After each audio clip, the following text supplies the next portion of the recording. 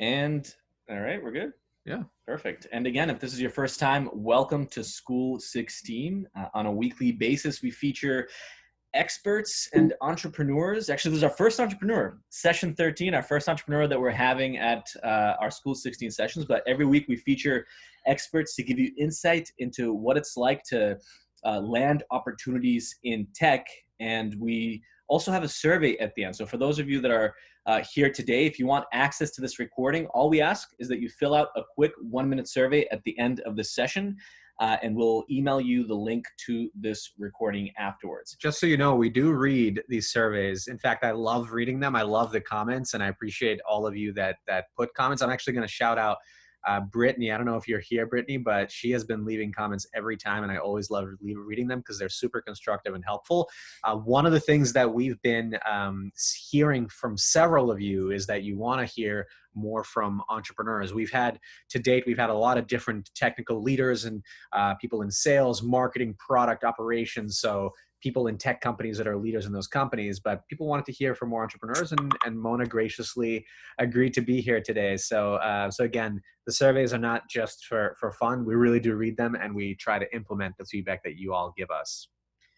All right, so we'll get started. Once again, we encourage you to use the chat function throughout the whole session. You don't have to wait until the very end, but people typically do wait until some of the conversation has gone by. I guess that's when questions will bubble up. We're really excited to have today Mona Bijoor, founder of Joor. And actually, something really cool happened yesterday. One of the students in our class was telling me how at work he uses Joor, the platform. So yeah, it's really cool to actually get the founder of the product of the whole company, who built the company from scratch, for you today. So the conversation is kind of going to be two-part. We want to hear from Mona, and we'll guide the conversation as usual, Q&A format. We want to hear about the story of Joor and how it got started, but also we want to focus the conversation on how, Mona, you built your first initial team and then ultimately up to 100 employees. Because a lot of people here are interested in joining quickly growing startups like Joor was many years ago, well, not that many years ago when you started it, and get insight into how you as a CEO, as the founder, think about bringing on new talent. So that's what the conversation is going to be split up into. And you should see the class agenda now as to what we will go through the duration of the session. Yep. But we will stop sharing the slides in about a second so that we can see Mona. And Sergey, did you unmute? Yeah, Mona, if you can unmute. I don't know. Hey, can you hear me? Okay. Yes. Awesome. Great, Sergey, you can kick things off. Awesome. So, Mona, you started Joor actually not that late into your career. It was you spent some time working and you saw a problem that you wanted to tackle and you did it. But I want to get a better understanding of the years that you spent as a young professional scheming and thinking about starting your own business. I wonder what part of your experience you think was the most helpful in preparing you for that role as CEO of Joor. So if you could talk a little bit about that early background and what you think in retrospect now, in hindsight, what was the most helpful in preparing you? Sure. I mean, I think it was definitely my upbringing. I mean, I'm a first generation Indian American. So both my parents emigrated from India and are both entrepreneurs. And so that definitely had a meaningful impact on me. They actually didn't want me to be an entrepreneur because they didn't want me to have such a rough life. They wanted me to be like a physician or, an engineer or something like that, where I could have stability and kind of not take on risk.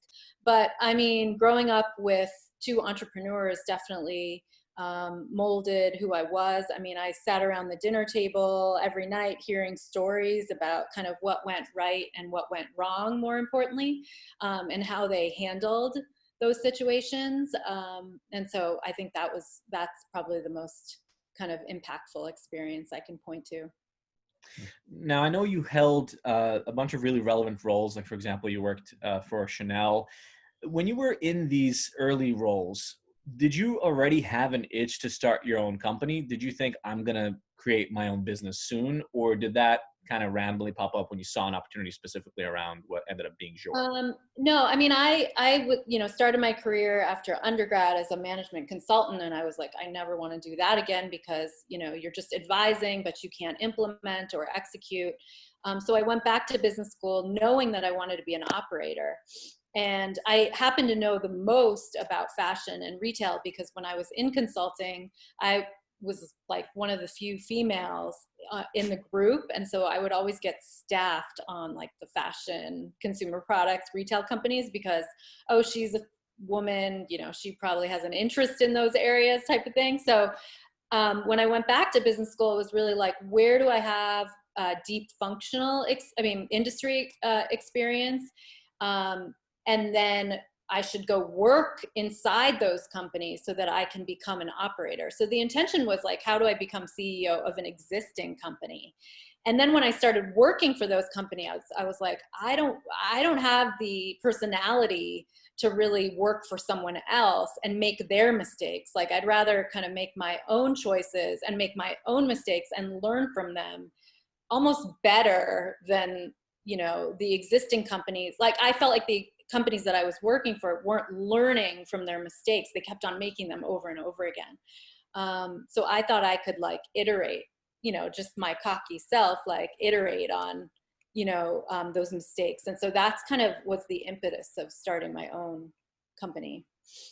Yeah, and I think you need a little bit of that cockiness, or I'll rephrase it and call it confidence to jump in and start something of your own, which is a major feat. But it sounds like you actually were very deliberate about how you set yourself up then to launch your own business. You first started in consulting. You decided I need to actually be an operator, went to business school to set yourself up to be an operator.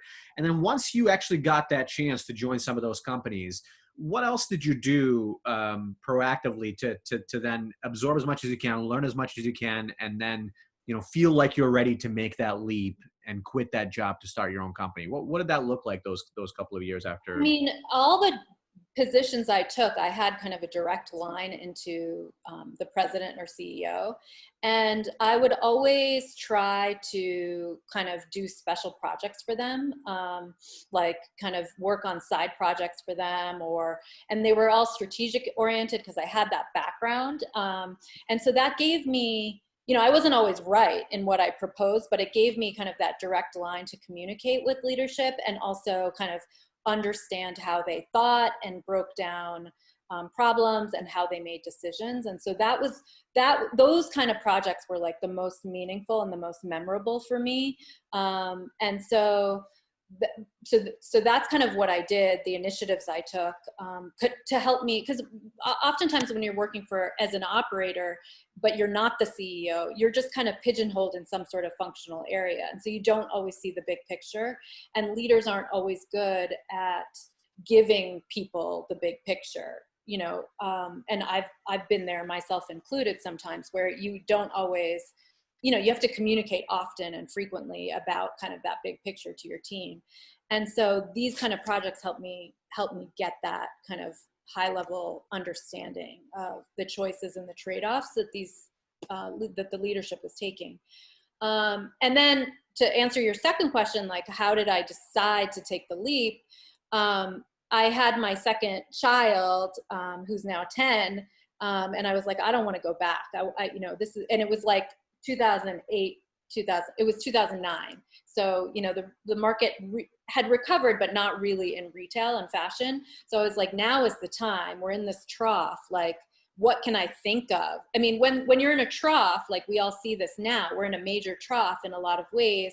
And so the pain points that any industry has kind of like bubble up to the surface. So I kind of like started blogging every day when I was on maternity leave, knowing that I wasn't going to return, reading like the Financial Times, all the trade rags, Wall Street Journal, and then, kind of all the kind of industry publications, looking for opportunities. So I didn't know that I wanted to start Joor per se, but I was like, I want to start two things. And, I'm working on a business that I'm launching in a couple of weeks right now.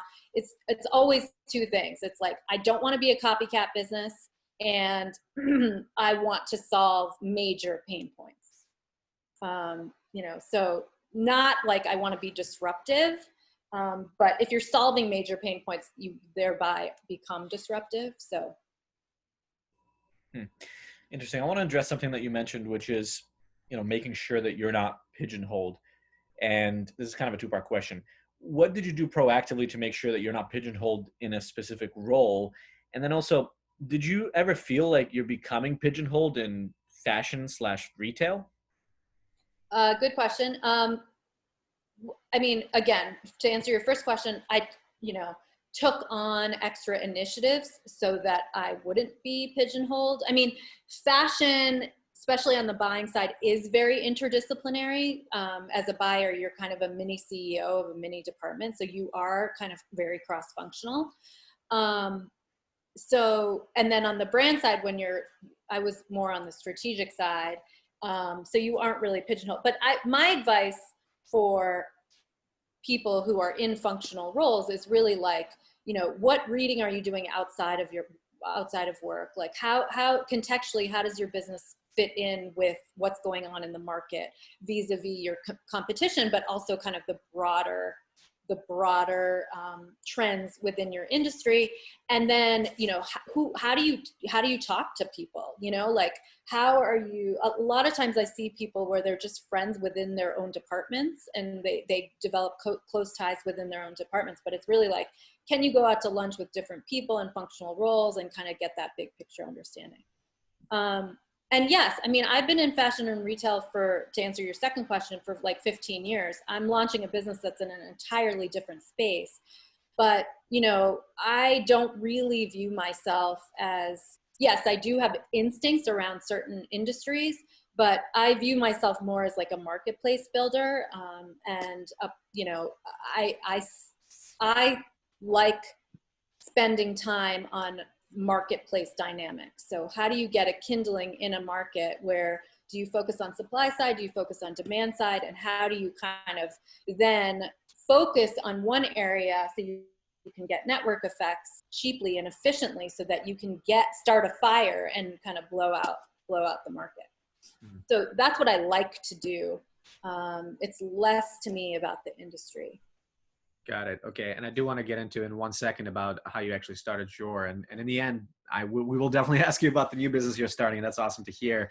But before I do that, you said something interesting. Like, one thing is that what you were really doing is networking with other groups and other people across departments, so you have more reach within the organization, which I think is critical. We've heard that from other leaders on this in this program before. But I'm curious, you said that you took on other projects, and I want to make sure people understand that it kind of just doesn't happen by itself. Like, why were you given these projects when other people weren't? And what did you do to actually get the opportunities to work on these additional projects outside your core function? It's really about being curious and asking, asking to take on something. So for example, when I was at Ann Taylor, I had a direct line to the president of one of the brands. And I asked, she had to put a quarterly report together for the CEO of Ann Taylor at the time. And she didn't have anyone on the team that kind of like could use PowerPoint. That's like a really dumb example in a lot of ways, but she just didn't have anyone to do that. So then I was like, well, I'll put the PowerPoint together. And, she started, kind of saying what she wanted, but then I took that presentation to another level, trying to create a template for her so she could use it kind of on a quarterly basis. So things like that. You don't always have that opportunity, but I think if you're looking for things and you're innately curious, it's just, those opportunities just kind of come up, they arrive. It's just kind of like noticing and observing and finding ways where you can add value with the skills that you have. I happen to be trained in like consulting and kind of strategic advisory, but people out there might have different skill sets. So it's really just kind of knowing your strengths and like applying that in the environment that you're in and finding opportunities to create that match. Yeah, I think that's critical. Not being afraid to ask, and also being seen as someone that is curious, I think will position you better for being identified as the type of person that could be given a new, let's say, a new initiative or something that somebody else will be passed on because they're not seen as the type of person. So I think that's critical. So now moving on to the sort of origin story of Joor. I'm curious, at what point in one of your jobs you started kind of noticing the opportunity, and how did you make the jump into actually starting your own company? I mean, I noticed this opportunity when I was a buyer, first for Destination Maternity. And, so basically we would make our own clothes, or Destination Maternity make, but they would also buy other brands to have in their, and so we would go to trade shows and we would, go visit showrooms to figure out like, okay, which clothes would suit the maternity customer. And we would take these expensive trips to LA, and design team would go to Europe, and we would, spend time in New York. And it was just kind of like we had a finite amount of time to see all of these, showrooms. And like in LA, many of it's like a driving city. So you're driving from like one part of LA to another part of LA, and you're stuck in terrible mind-numbing traffic. And like, you're just like, it was like very inefficient. Again, not knowing that I was going to start Joor, but just realizing it was really inefficient. So that was step number one. Step number two was like, every time I wanted clothes, because I had run out of inventory, I couldn't find the sellers. Like, they wouldn't pick up the phone. Like, they probably didn't have the inventory, so they weren't picking up the phone. Like, there was just kind of a real opacity around what was available. And then when I had so much inventory, they were trying to call me all the time to get me to buy more stuff, for the stores. So, that, if looking back, that's like a marketplace problem, right? Like, if, you can't source goods, you can't discover goods, you can't place orders for goods when you want to, you can't see what inventory is available. That's all of what Joor is, right? So, and creating efficiencies around the buying and selling process. So it took me, writing a daily blog, really to like identify that pain point. And so there was other pain points that I kind of uncovered, but I thought this was the biggest because no one was doing it. Now, did you have, I'm assuming at this point you started to realize that there's got to be a better way to do this, and obviously technology is probably the way to do it. Did you have any trepidation about starting a technology company without having experience creating technology from scratch? Yeah, but the thing that gave me confidence was that, like, I really didn't think a technology person could solve this problem, because you had to have such intimate understanding of the workflow of a buyer and seller, and you had to have a good understanding of the personality of the user. And like, a buyer is like first and foremost, incredibly impatient. Like, you have a minute to win it, you have a minute to sell. I mean, they use these phrases like, you snooze, you lose, like, and so applying kind of that mindset and that personality to the workflow, to the innate kind of the intricacies of the workflow, I really didn't think an engineer from Facebook could like do, so that kind of gave me confidence that, yeah, like, I don't know how to write code, but I do know all of this that will kind of give me this proprietary advantage. Yeah, and for folks that are listening that want to start their own technology company and they're thinking, I do need to learn how to code, I believe it is good to learn about different technologies, about different frameworks that might be efficient, at the very least to be able to speak intelligently to engineers and product people. But you don't necessarily need to learn how to code. You can provide a lot of value as that business person. And especially for a marketplace business, which is incredibly difficult to get off the ground, it's mostly on the business side that you need to get traction before you have a valuable product that can create value for those customers. So speaking to that, you identified this opportunity in part, obviously through your experience, in part through the blogging exercise that you were going through. But what is the very first thing that you did? When Mona was a team of one, what was the very first thing that you did?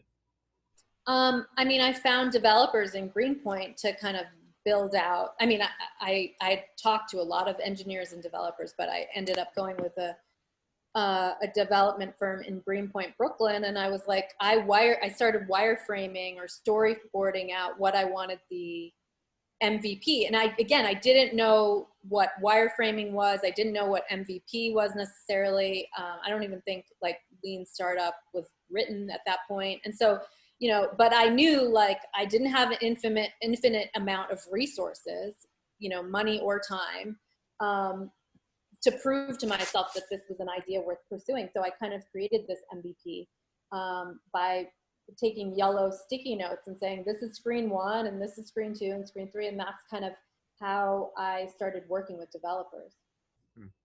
Now, and I know that you were very confident that the business opportunity was there, but then while this product, this minimum viable product was being built, what did you do to remove some of that risk for you, to show that there was going to be demand and you were actually going to be able to get people onto this marketplace? Yeah, I mean, you can't launch a dead marketplace, meaning you can't launch a marketplace with no buyers or sellers. So I knew that, there was I started working on this business in August 2009, and I was like, okay, what's the next big trade show? And that's February 2010. So I had kind of like 4 or 5 months or 6 months maybe to kind of get a live marketplace up and running. So, first is to start building a product, and then second is to start getting brands on board. And I was like, well, I'm going to get supply on board, and the supply can help me pull on the buyers because they already work with those buyers. So they can, kind of efficiently invite the buyers for me.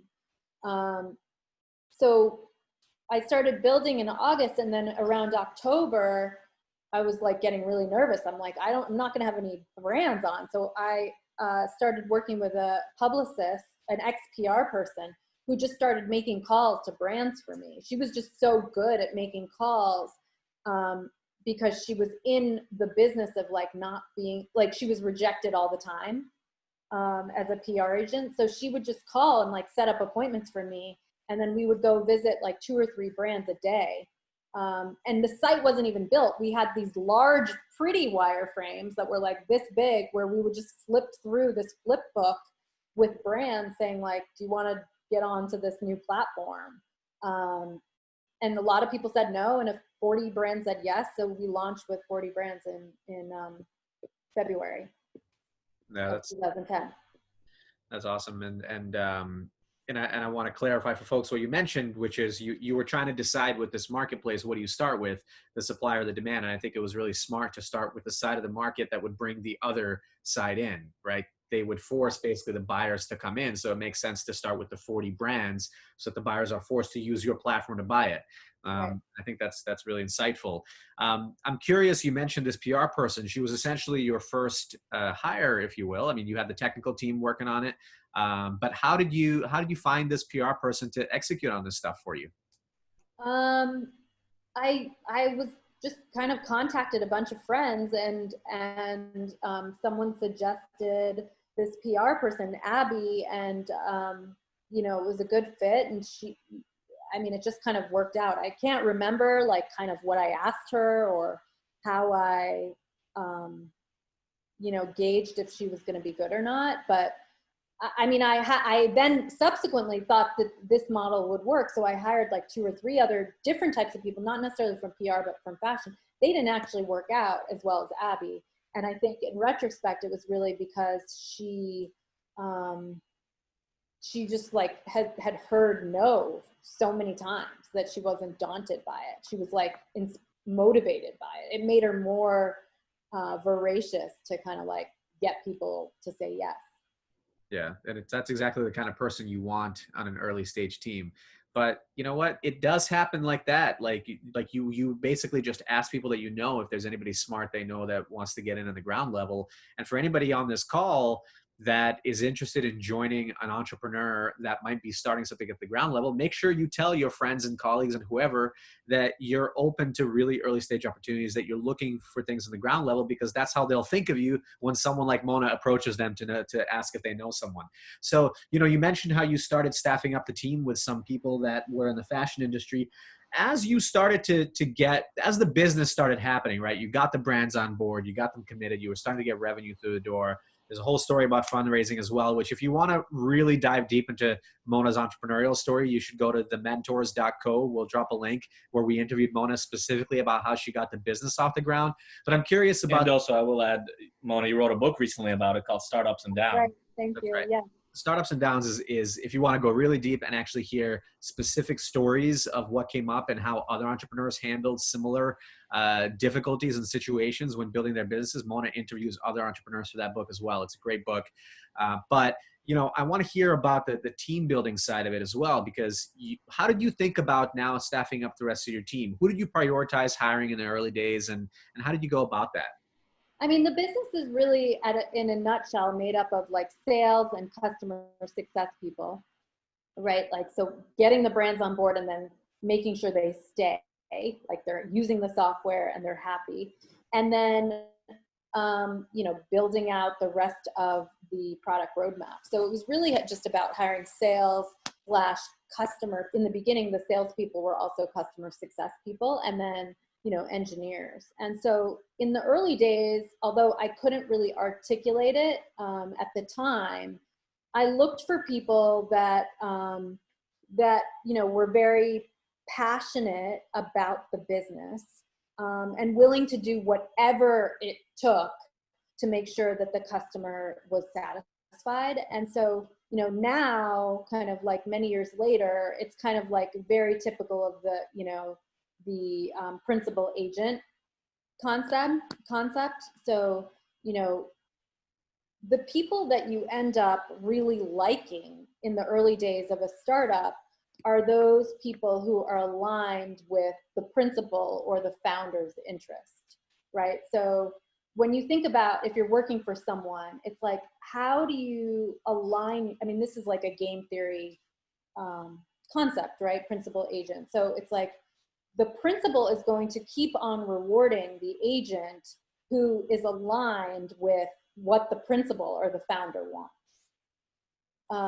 And when you get into really what, like a lot of people don't like working for big companies, is because the agent wants money, or they want vacation, or they're very far removed from what the principal or the CEO, who is many layers away, may want, right? As you get into a bigger company, it's like, well, I need my vacation, I need my time off, I need my perks, I need to like work from home. Like it's about how do I increase the share of what I get.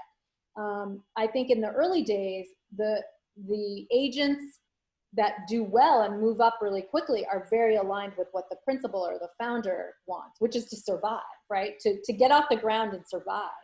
And so if you are, you know, in the early days as a CEO or working for the CEO or working on a small team, it's really like, how do you ask the questions to figure out what does the founder want, or what is the founder prioritizing, and how do you align what you do on a minute by minute basis or a day by day basis with what the principal wants. So those were the people that I loved and gravitated towards. It wasn't everyone I hired, and you don't always know until like a couple weeks into when they join. Those are the people, like, even if they had very little experience, they would get promoted and get raises like really quickly because they were completely and wholly aligned. Yeah, and aligned with that motivation to do anything it takes to keep the business afloat and growing. Right. Makes a lot of sense. I want to address actually a question that Markov asked, which I think is relevant. And by the way, folks, now's a good time to start thinking of questions for Mona over the next 20 minutes to half hour and put them in the chat. But he said in 2009, fashion was very behind in digital and very traditional business, not open to digital transformation. You know this very well because that's how you saw this opportunity. But did you ever think that maybe it's not going to work? Maybe the timing's not right, especially when you were meeting some of those first brands? Did that ever cross your mind? Yeah, I mean, because like the iPhone had maybe come out around 2008 or 9. We didn't have iPads yet. I mean, fashion did not even, like, fashion was like, did not want to have anything to do with Facebook or computers, like in general. Like they were very skeptical of like just computers. E-commerce was not even a thing. But I just felt like in my gut that there was just no choice. Like and it was like, if I didn't do it, someone else was going to do it. So I might've been like slightly early, but I mean, we got competitors kind of in 2010, 2011. So I was kind of like the first to market. So, I think if you know that there's a need and you're solving a true pain point, you kind of have to keep going. And you're going to iterate. You might not like, the product might not be right, but like the problem has to be right. That's right. And I remember you telling us from the podcast recording that your hustle, yours and Abby's hustle to get those 40 customers really started to pay off, and you got them to commit to contracts and pay, which I think probably gave you that additional confidence, right? That's right. Yeah. Something you mentioned earlier is that even people with little experience got promoted quickly, as long as there was a lot of alignment there with you as the founder. I'm curious, how did these people with little experience get an opportunity to work with you? In other words, what kind of roles did you typically fill with those types of people that maybe weren't proven yet, and how did they get their foot in the door? Was it because a lot of them came in through personal connections in the early days? Yeah, definitely personal connections. And like, we did a decent job vetting, and we would have like trials and stuff. Engineers are a little different. I'm more kind of talking about sales and customer facing roles. And so then you kind of like see like, how do they talk to clients? How do they nurture them? Do they really believe in the idea? How do they think about things? Do they think about, short-term gains, or do they think about the long-term gains as it relates to your brand equity, and kind of your reputation? And so, I think it's a mixture. Like, you obviously have to, they can't just like know what the CEO is thinking. Like, that we did spend a lot of time together. So it was kind of like, how do you create, I don't want to say clones, but how do you create like mini versions of yourself to that, where you almost like brand evangelizers. I mean, not from like a skill set perspective. I'm talking about cloning. I'm talking more about mentality around like surviving, right? In those early days, you're just like, I want to win, and I want to get this off the ground, and I want to see my idea materialize, and I want to like, shape it into kind of a real business. And like, you want to surround yourself with people who think critically, but just are determined to kind of get the business off the ground. Yeah, no, that makes a lot of sense. And, I'm curious from your perspective, because I know that having worked at a bunch of early stage team and started startups of my own, I know that as a founder, you don't always have time to have a pulse on, what everybody's doing and observing all of that, like, unless it's serendipitous. Do you have any moments maybe in that first year as you were building up the team, or any particular people that you remember got your attention, that really proved to you that they were that type of person that is going to be that sort of mentality clone like you? How did they get your attention, and what was it they did that I mean, we were really small. I mean, it was like, 10 to 20 people, 30, we hovered around 40 for a long time.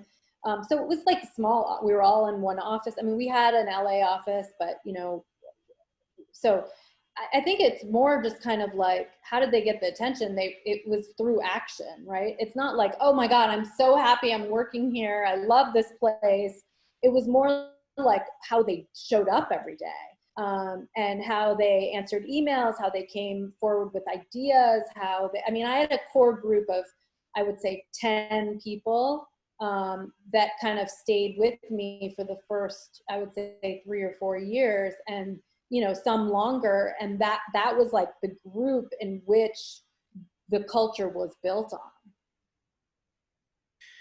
on. I'd like to ask the following question. If you can think back to the team that you were assembling, it could be in the earlier days or later on as Joor was growing, but can you think back when you took a chance on someone that you wanted for a particular role, but maybe they didn't have the exact direct experience doing what it is you wanted them to execute on now at your company?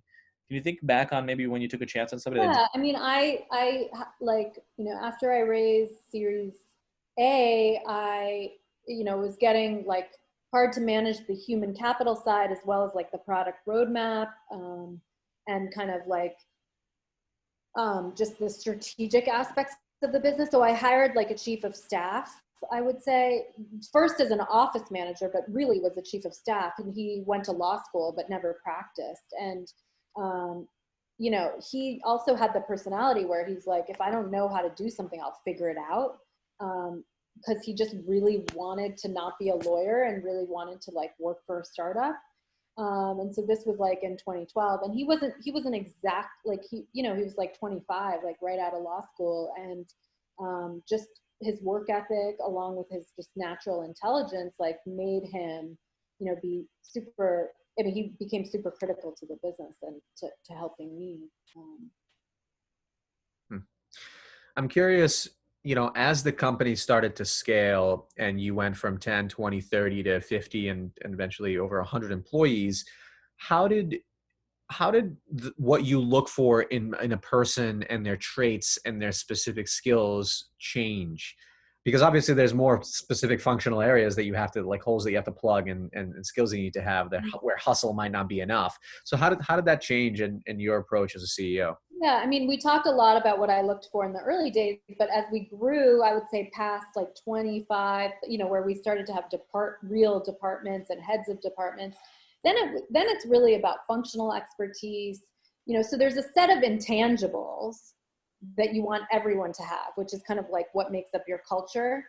And then there are a set of like specific experience that you want people to have or have propensity towards that you need to kind of test for in the part of the interview process. So we kind of like created these two layers where it's like, you know, obviously fit, you know, overlap with the company values and kind of these intangibles that we looked for, plus kind of specific, you know, functional expertise. Mm-hmm. And at that point, how involved were you in that recruiting process from start to finish? I mean, every hire I was involved, and I stayed involved. And I think that's super critical because, you know, I think hiring is just like the first step, whether they get hired or not, but you know, it's part of your brand and it's part of the onboarding process. If you do decide to like extend an offer. Mm-hmm. If there's someone, if there's someone listening in here that, you know, is considering joining a startup, they're not really sure what stage they should join at. And of course, different people have different levels of risk that they have tolerance for and all of that. But do you have any thoughts about how someone might think about, you know, the stage startup they should approach, like how much they've raised, how much revenue they have, how many people on the team, and what might be the right fit for them based on your knowledge of who you brought on?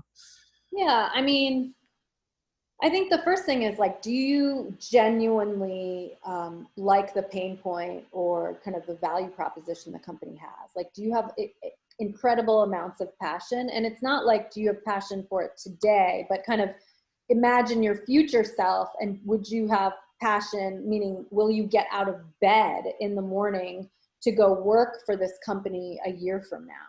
And it's your job to like go through the interview process to like assess that. And usually that relates to, I would say, kind of the 80-20 rule. 80% of getting out of bed and wanting to go to work is related to the people, and 20% of it is related to the problem or kind of what the company stands for. So I think it's like really kind of, do you like the people, but not just like, would you get a beer with them, which is important, but also like, could you learn from them? Could you see yourself taking their role if they're at a higher level? Could you see yourself kind of like, you know, are you motivated by the people around you? And so I think that's super important. You know, obviously if you want like a comfortable lifestyle, meaning like you want to work kind of a set amount of hours, then sometimes it's better to go with a later stage company. If you want to kind of be, you know, in the, you know, crux of everything and kind of like wear a lot of different hats or get pulled into things, or you want your job to like change every day and not be as certain, then, you know, earlier stage might be right for you. Yeah, you're absolutely right. And a lot of it also has to do with the culture that the principals, as you said, sets in the company. I'm actually curious in your respect, you were a new mom at that point, and you had a lot on your plate, both personally at home and now with this company that you were starting. How are you thinking about designing that culture, that culture of, the expectation with your team of how much work they put in, and how you reflect that as well as the leader of the team? Yeah, I mean, I think the culture of the company is like really set by the CEO. And, as I mentioned earlier in this call, like I am, a child of immigrant family. So, the values were really around, and entrepreneurs. So the values are around like, how can we do more with less? So how do you deal with constraints effectively, but still hit your goals? That was like, instilled in my upbringing, where like we didn't always have all the money in the world to buy like fancy new things, but we still had a great life and we didn't feel lacking for anything. And we created, I was able to kind of do better than my parents, and hopefully my kid, that kind of mentality where you're constantly iterating and improving. So those values were super important, when I was building Joor. And so that definitely came across. I loved the ability to give people like upward mobility within the firm, or within the company. And so that was super important. Both my parents started customer facing businesses, like service oriented businesses. So, we over indexed on customer service, and, kind of made sure that we didn't have or had very little churn. So that was super important. We bent over backwards for customers, because I grew up at the dinner table when my parents would like bend over backwards for customers that weren't happy. And so those kind of values seep in. And so, but on the flip side, like, I had a high level of perfection. Like I have very high standards. And so that definitely came through, from a business standpoint too. So it was like, things needed to be at a certain level, and not everyone is used to that kind of culture. If they've never been exposed to that before, that can be really daunting. So we were able to articulate our values pretty early on, but we weren't always good at seeing them in people until they started working for us. It's very tricky. Hiring is probably the trickiest thing for me. And I still haven't cracked that code. I think it's super difficult. Yeah, well, I think it's innately difficult because you are dealing with humans, and humans are kind of like companies are constantly changing, and priorities are constantly changing. So sometimes it's difficult to gauge, adjust through an interview. Interviews and resumes are not a perfect system by any means, but it's the best one we have. I want to address a question that Anisha asked, which is there something now that you wish you had known when you were starting your company? Maybe one way to rephrase that is there anything that you wish that you did differently? I mean, in every kind of lever that you pull, there's always things that you would do differently. I try not, I mean, maybe you can ask me in what specific area, because that's just like so broad. But I try not to really kind of dwell on the past. Like, I think in general, my philosophy is like, I want to make a lot of mistakes because I want to learn from them so I can tweak. I mean, most mistakes, I would say like 99%, at least my mindset is that they can be changed. You can get yourself out of the mistake. It's more about like, what did the mistake mean? Like, how did you learn from it? What did you learn about yourself? Like, those kind of things are like, what is the learnings? Like, anybody that works with me, I'm really, really focused on, okay, like, we did this, let's be non-emotional about it, but let's really analyze kind of like why it didn't work, and what we're going to do going forward. But I don't want to punt on that question. Anisha, is there something in a specific area that I can answer to? Because I mean, I made a ton of mistakes across the board.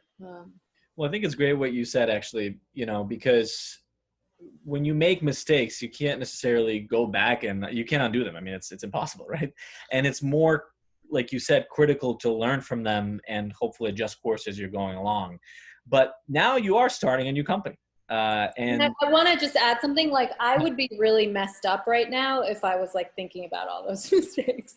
You know, like it kind of like stunts you in a lot of ways. Like you have to let go of it. You got to take the learnings and let go. And so that's kind of my philosophy. Because if I sat and thought about all the shit that I did wrong, I'd be scared to start another business. well, as an entrepreneur, I think that's almost like a callus that you develop very quickly because people talk about this all the time. Entrepreneurship is a roller coaster. Things literally go wrong on a daily basis. Also, Yeah. amazing things happen on a daily basis. Yeah. And if you go too deep into the negative side of things, you'll never come out of it. You'll never be solution oriented and you'll never progress forward. Yeah, I don't like being in situations where I'm like avoiding things. Like a lot of people, like if I'm avoiding mistakes, that means I'm being cautious. And I don't want to be cautious. I don't like that word. Yeah, it makes sense. And Denisha just said that even though her question was a little broad, you answered it really well. So thank you for that. So, you know, you are now, you took some time and you've advised companies in the last couple of years. You wrote a book. You've been really busy, but now you're doing the crazy thing and going back and decided to start another company. So maybe this is another way to kind of address what Anisha was asking, but how are you going about it differently now in both the way that you evaluated the opportunity and the way that you're going to build this business, this new business that you're starting? And tell us what it is if you can.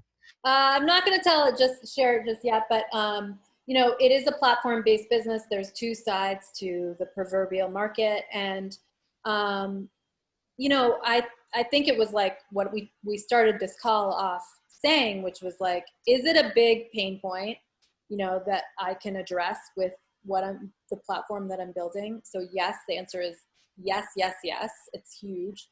And two, like, you know, is it an industry where there's like a dynamic that we could play off of each other, you know, to kind of get a kindling in the market? So those are the things that I think of, like, am I solving a real pain point? Do I have somewhat of an instinct around the industry? Like, you know, are there marketplace dynamics that I can take advantage of? And, you know, what I'm doing this time is like, you know, it goes back to that, what I said earlier, like how can I do more with less? So it's not something that I'm like staffing up, although I could staff it up right away, but I'm starting really small. But the people that I'm starting with have like really good expertise because I've done this before. So I have the luxury of kind of having connections, and not only having connections, but having vetted connections. Like I've worked with some of these people in the past. And so we're able to start really leanly, but, you know, kind of get that leverage, right? And leverage meaning, when you think about leverage, it's like, are your inputs dramatically smaller than your outputs? And so it's funny, like we're about to launch in a couple weeks, and it took me 3 months and several hundreds of thousands of dollars to build Joor.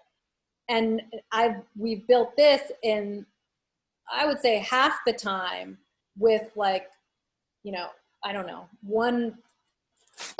like very little money, you know, like very little money. And it's a more impactful product. And obviously you could argue that technology is rapidly advanced exponentially. So like what it took, like it took us 3 months to build something 10 years ago, it would probably take people 3 weeks to build now, the same product, but, you know, not 3 weeks, but you know what I mean, like less. So I think it's really like, I've been spending a lot of time, or the biggest learning is like leverage. Like, how do you create massive amounts of leverage in what you're doing? You don't need to be an entrepreneur. You could be anything. Like, you know, how can you put in X amount of time and get 10X in return? How can you put X amount of money and get 10X in return?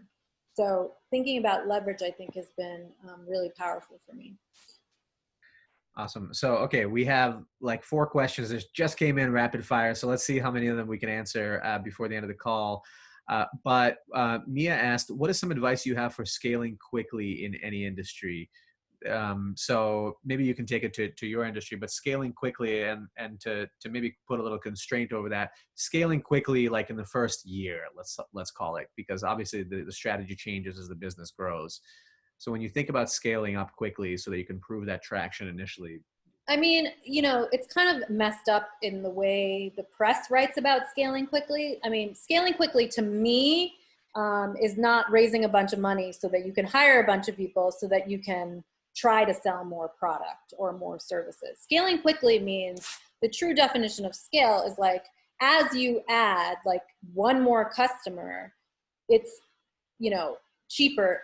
For every customer you add, it's cheaper for you to add them.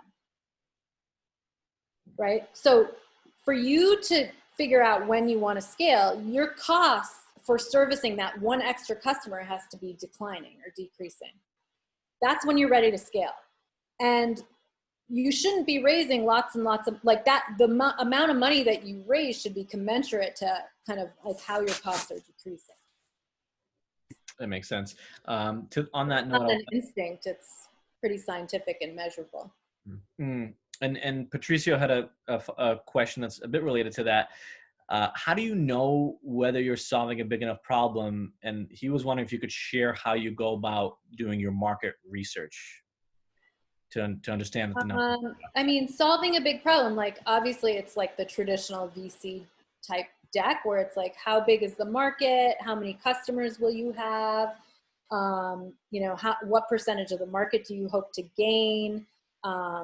Is this solution and the problem widespread among like 99% of that ecosystem? So there's a reason why VCs ask that question. They're kind of like, how big is the market? How quickly is it growing? How many customers can you serve?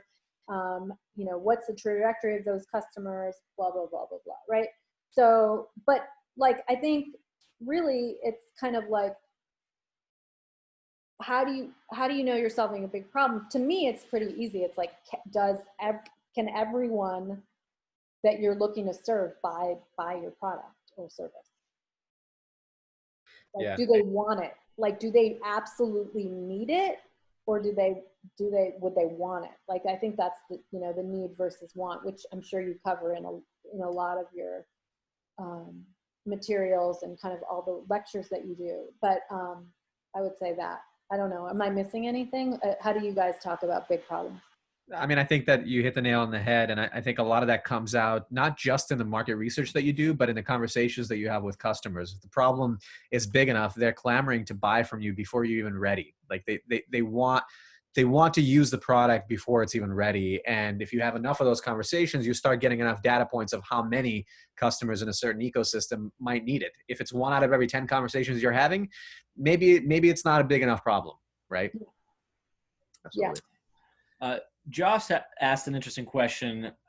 I think I have an idea of what you're going to say, but how much has your formal education influenced your work? And are there particular classes that you took in business school, for example, that you think were really impactful and everybody should take?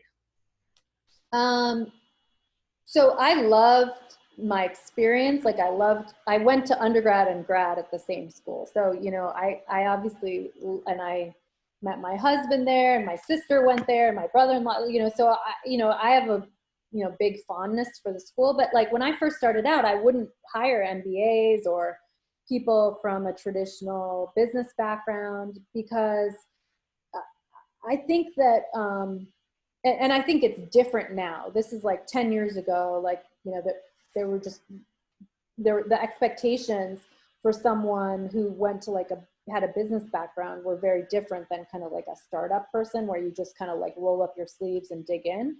But I would say like my formal education has helped me from like a networking and people standpoint. Like, I mean, I graduated from business school 15 years ago. I don't remember much. Like there's probably like 3 or 4 things that I remember, but it's not really about that. I think it's really about how do you make decisions, and you can kind of like learn that anywhere. You don't need to go to like a fancy school for that. It's really like, the quality of your life is going to be based on like the quality of your decisions. So it's really like, how do you make decisions? And I think that's kind of like the fundamental basis of like how you get your business off the ground and scale it and grow it into something successful. So I think my formal education was influential, but it didn't have like a direct, it didn't have like a direct link to the success of the business. It helped from a people's perspective, it helped from breaking down problems perspective, and it helped from a decision-making perspective. That being said, I mean, the classes that were super helpful were like game theory type classes, because I think game theory is super important. And, you know, I took a pricing class that ended up being helpful, like how do you price product, how do you price software. I did major in supply chain. I do think if you're running a tech company, just basic supply chain operations is super important, because you know, that's like the Kanban methodology that you use in getting like your product or your software out the door, like a Jira board type thing. And I think having a good understanding of how you identify bottlenecks when you're pushing out product is taught in supply chain, and it's super important. But there's a good book for that. It's called The Goal, Goal, and that breaks down kind of Kanban methodology, and it's really a quick read and super interesting. But so. That's helpful. Thank you. I have one more question I want to ask you, because we're already at the hour pretty much. And I also want to remind folks, Vadim's going to drop a link to the survey. Please, if you can take the 1 minute to reply to that survey, we really want to hear your feedback on the class and on this session, and how we can keep making these better. But the question I want to ask is another question that Mia had, which I think a lot of first-time entrepreneurs have, and it seems like it's a black box, and that's, how do you convince big corporate consumers or customers to use your platform, or even to become customers of yours, given that you weren't proven, you were a new startup and the like? How did you do that early on? I mean, we didn't do it right away. I mean, we did get some big brands early on, but you know, I think it's like the approach we took at Joor was like, we're going to get some of the small, mid-sized, meaningful brands on, getting them to love it. And then psychologically, like really make, that's what's so great about marketplace dynamics is like, how do you make customers feel like they're missing out because they're not on the platform? And so it's like strategic, like what are all the levers? And it's not just one thing. It's like, what are all the levers I can do to make, you know, Neiman Marcus feel like, oh shit, I got to be on this platform, I'm missing out. So I think that's really kind of thinking about that. And you have to be like 5 to 7 steps ahead. Like when I first started out, people were like, you're never going to get luxury brands. You're never going to get luxury department stores. You know, lo and behold, that happened. And so it's really like, you know, how do you, like you said something earlier, like customers are dying to have your product. Sometimes it doesn't work out that way. Sometimes you have customers who are like, I don't know that I need this, because they're in their day-to-day. They're not looking to what's happening in the future.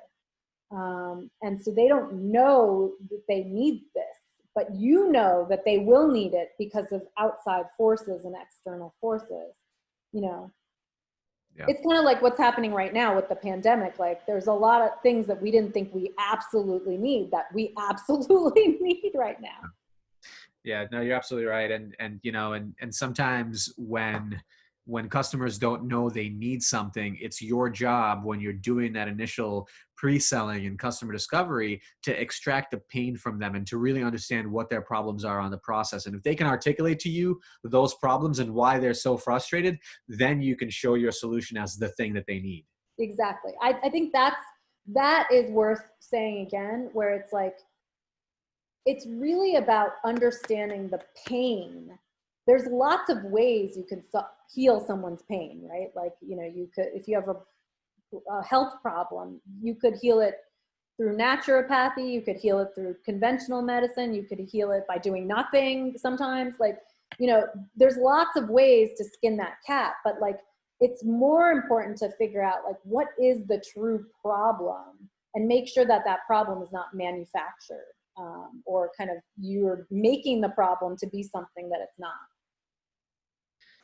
Awesome. Well, Mona, thank you so much. This was always fun talking to you for us. Oh, likewise. Thank you for having me. I really enjoyed it. Yeah, it was awesome. I'm seeing a lot of thank yous in the chat here. So we really appreciate your time here. Folks, if you want to dive deeper into Mona's story, do check out her book, Startups and Downs, Mona Bijoor.